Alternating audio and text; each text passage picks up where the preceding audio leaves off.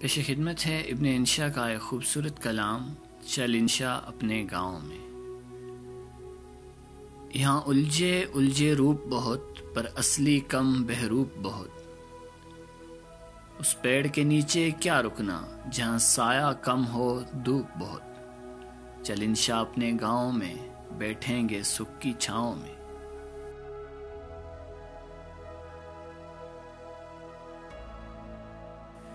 क्यों तेरी आंख सवाली है, यहाँ हर एक बात निराली है।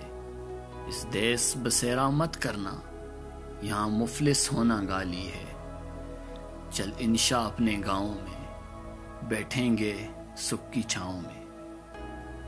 जहाँ सच्चे रिश्ते यारियों के, जहाँ घूंघट जेवर नारियों के, जहाँ झरने कोमल सुख वाले, जहाँ साज बजें बिन तारों के।